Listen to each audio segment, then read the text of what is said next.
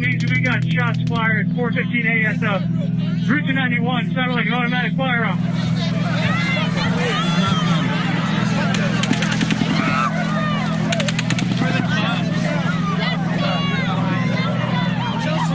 know, but I have to stay on top of you. You don't understand that. I have to stay on top of you. We're going to get trampled if we don't go. We have multiple casualties, GSWs in the medical tent. Multiple casualties. Why are the people laying on the ground? They're laying on the ground. Why are they laying on the ground?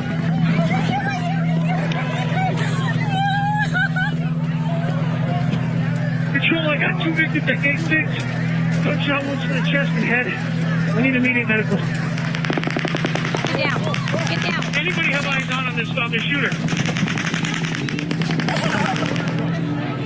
179 St. Agents coming from upstairs in Mandalay Bay. Upstairs in Mandalay Bay, halfway up. I see the shot coming from Mandalay Bay. Halfway up. Broken leg. All right, go. Okay. Broken leg. Broken leg. Yeah. Okay. What happened? Okay. Anywhere. Is there somebody out there? Yes, after You know what's happening. All right. Get the fuck out of Vegas. Oh my God. Driving out of town. Seriously, thousands of people are dead. Everybody's bloody. You're kidding. No joke. Just drive. I'm driving. There's people in the street. Oh my God. Hey, right now, we need your truck. We just need to get people over to the hospital, okay? Okay, go ahead. Put them all in the back. Okay. Put them all in the back. Yeah, hold on. Try it now. Oh my God.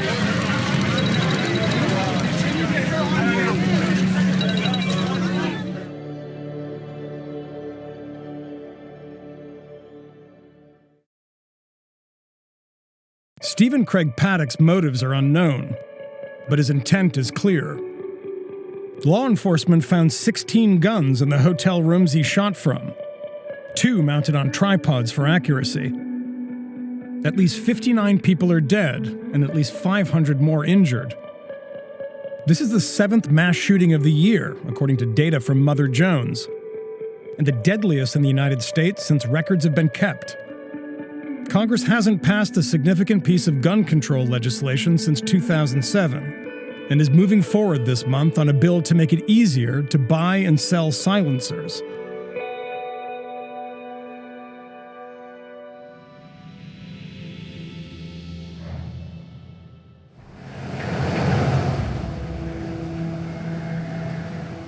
Hurricane Maria brought everyday life in Puerto Rico to a standstill, destroying roads, cutting off water, and turning the lights out on 3.4 million people. Nearly 2 weeks later, there have been some signs of progress. Most of the island's gas stations are open, and its main highway is clear. But about half of Puerto Rico's residents still don't have running water, and almost the entire island is without power. In an interview with Vice News, Governor Ricardo Rossello said Puerto Rico is a long way from getting back to normal. People are still clamoring for food, water, fuel for their basic necessities. It's severe devastation. It looks like a war zone.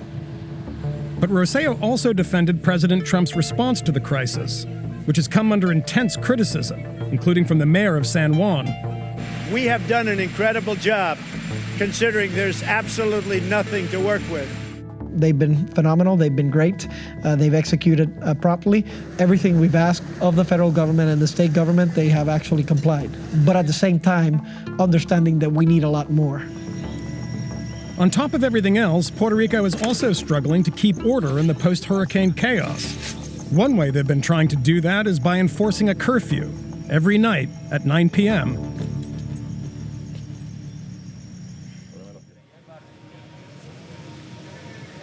Since Hurricane Maria, cops in Puerto Rico have been working 12-hour shifts with almost no days off. Many of them patrol the night after the island-wide curfew kicks in and the streets go dark. Agente Yarimar González, agente David Berrío, preventiva del barrio, de 6 de la tarde a 6 de la mañana. Pues mira, no sé si la compañera tenía idea, pero fíjate, no pensé que el impacto del huracán iba a ser como pasó. Tan grande. No pensé que cuando al otro día iba a ver esto de otra forma. Hemos sabido de compañeros que sí, pues han perdido todo en su totalidad. Lo que sabemos sí que están laborando en otros cuarteles más cercanos a su pueblo porque no han podido salir, no tienen acceso para poder llegar al precinto a trabajar. Officers get word of a FEMA food delivery and stop to maintain order. Each ration is meant to last families for 2 days.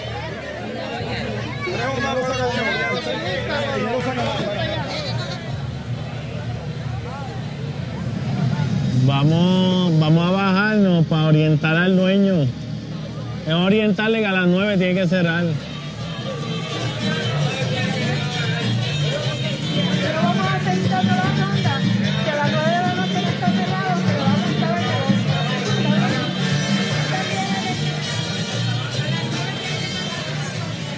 El dueño del negocio, ¿dónde está? El encargado. Ya se supone que estén tumbando las ventas de bebida alcohólica y despachando a la gente, ¿está bien? No hay problema. Vamos a seguir la patrulla, porque ya aunque sea pues se rega la voz y ya la gente lo sabe.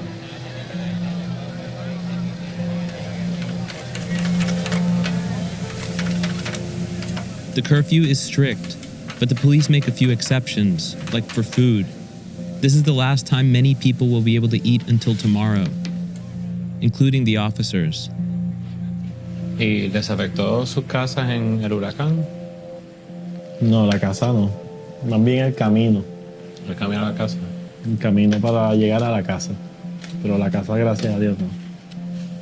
¿Y la suya? En mi caso, pues entró agua a la residencia, pero nada material, no hubo pérdida. Gracias a Dios. ¿Y su familia está bien? Gracias a Dios, sí. ¿Y cuánto tiempo llevan haciendo patrullaje por la noche? Como 2 semanas. 2 semanas exactas. Yo tengo 2 niños. Se me hace un poquito difícil, pero se puede. It's almost 1:30 right now. We're with about 5 or 6 police cars on our way to a business that's still selling alcohol. They heard gunshots from there just a few minutes ago.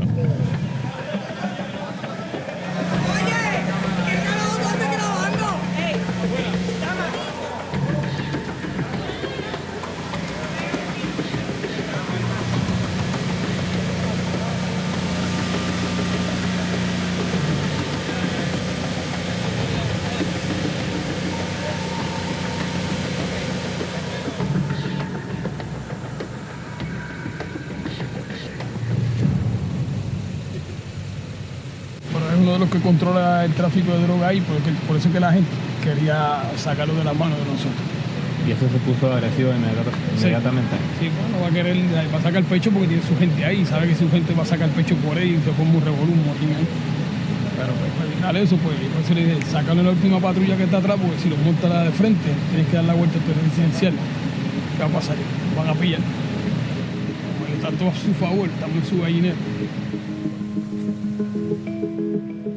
Lines start forming for necessities like ice and gas as early as 3 a.m. Many people sleep in their cars until the stations open, even though there's no guarantee there'll be any gas when that happens several hours later. Fue una noche normal. ¿Qué va a pasar desde ahora en adelante? O sea, ¿cómo termina su noche y qué pasa cuando termina su noche? Una vez completamos nuestro turno, nosotros pues rendimos servicio y nos encaminamos hacia nuestros hogares y con nuestra familia poder descansar un ratito, luego levantarnos. Ante la situación que estamos enfrentando, pues darle un poquito de seguridad de que aunque estén en la oscuridad, aunque se sientan un poco inseguros, que ellos vean el patrullaje, nos vean a nosotros y se sientan que los estamos cuidando.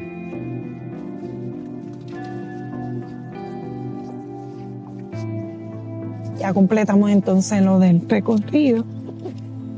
Que estamos cansados, estamos agotados, pero nos estamos dando todo por este país y por la sociedad.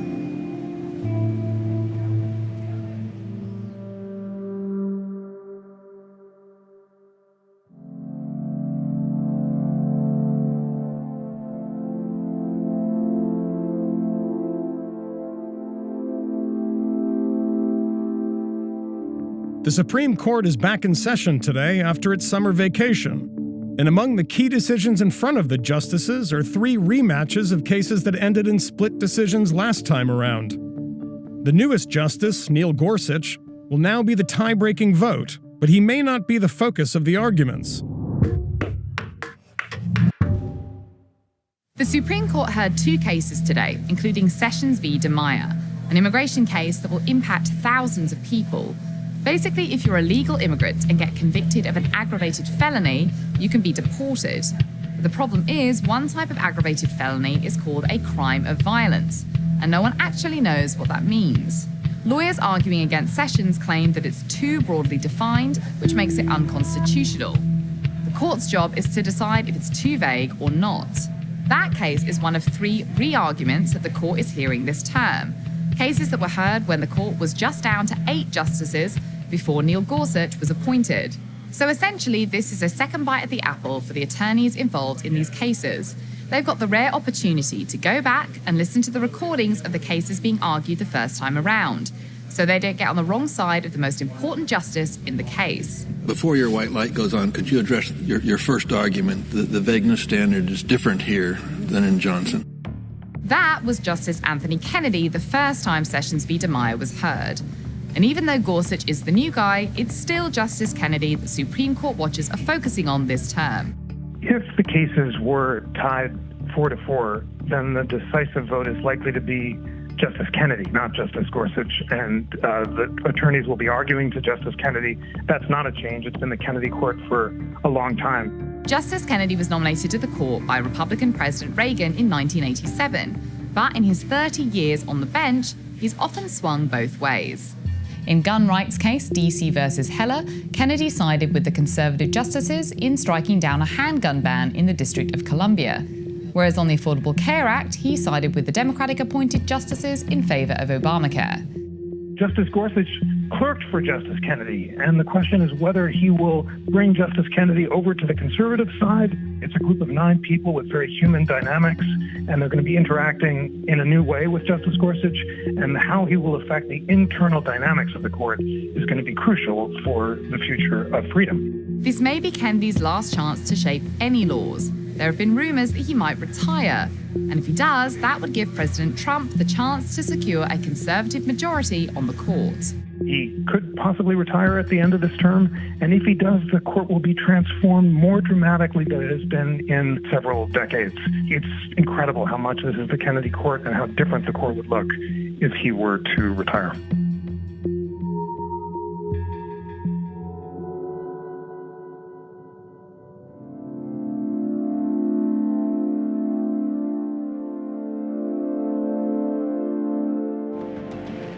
Spain is facing calls for international mediation today, following its botched response to a referendum on independence for the region of Catalonia. The government in Madrid ruled the vote illegal, and sent riot police to try to stop it by force, resulting in close to 900 injuries and chaos at polling stations. But the vote went on, and Catalan leaders claimed a landslide victory, saying that 90% of voters chose to leave Spain. Though less than 50% of Catalonians support independence, and less than half of them cast ballots. But the violence around the vote has enraged the separatists and shocked the Spanish public. And now Spain is dealing with its biggest territorial crisis since the collapse of the Franco dictatorship.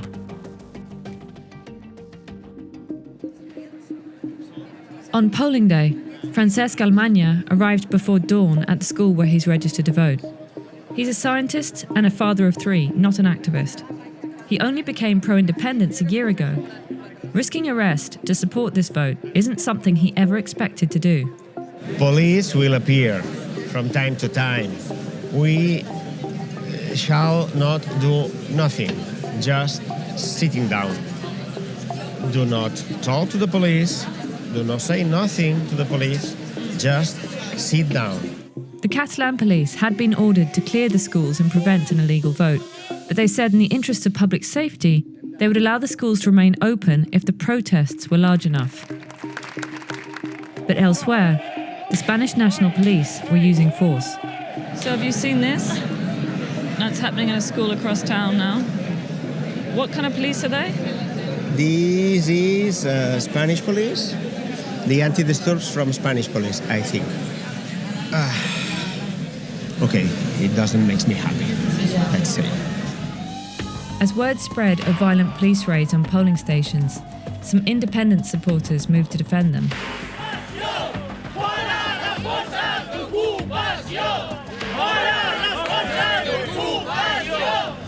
Just before the polls opened, Spanish National Police surrounded the Ramon Llull school and closed the streets leading to it.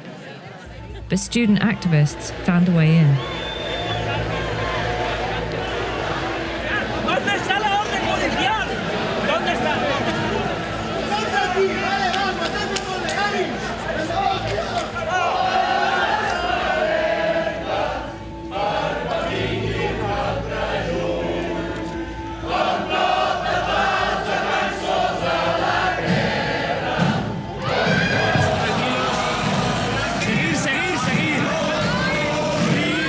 The police charged the school to seize the ballot boxes, making voting impossible. Within a few hours, Spanish police had forced the closure of 93 voting centres across Catalonia. Francesc's school wasn't one of them, but suspected government interference with Catalan election software delayed the vote by hours. It's pretty sad. It's a major failure of politics here. And if politics fails, what's the alternative? I don't know. My, let's say, emotional relationship with the country that we call Spain needs pretty damage.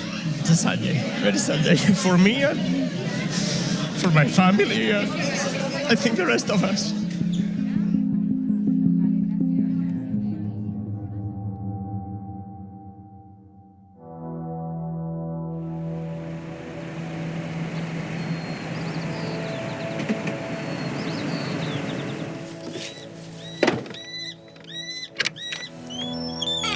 Oh, good morning.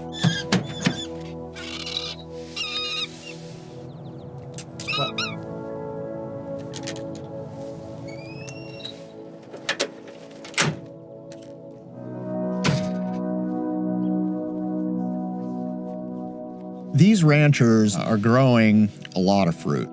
They can produce tons and tons of fruit per acre now. And because of that, there's tons and tons of food for nuisance birds to eat. You're talking $50,000 worth of fruit that could be lost to birds.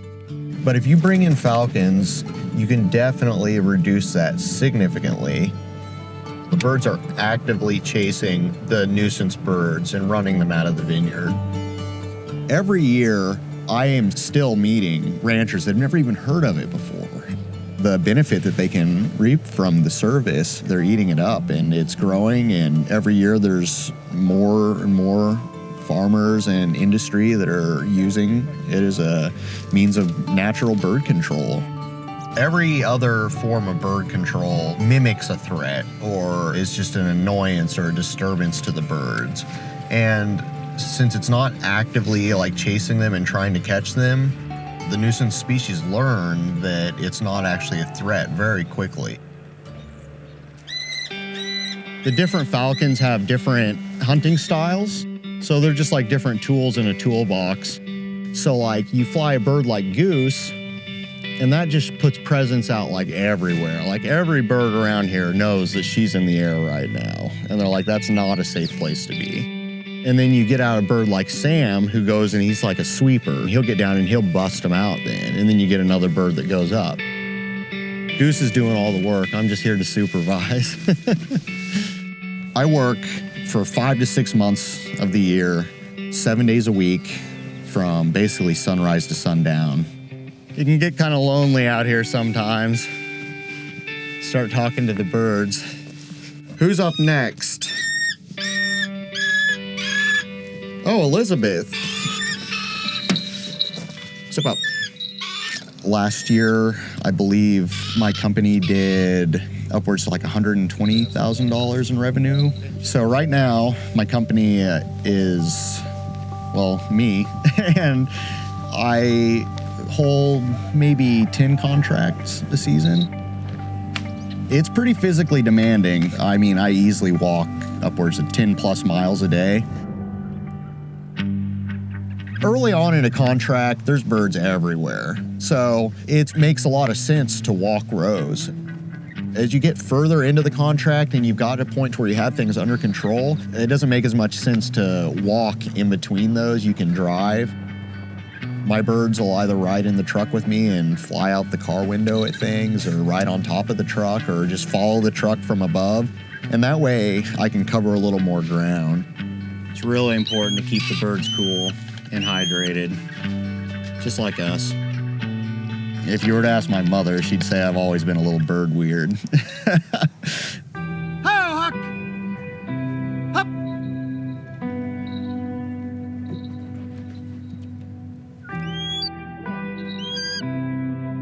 I see a lot of opportunity in falconry abatement as a career. Every year there's more and more farmers and industry that are using it as a means of natural bird control.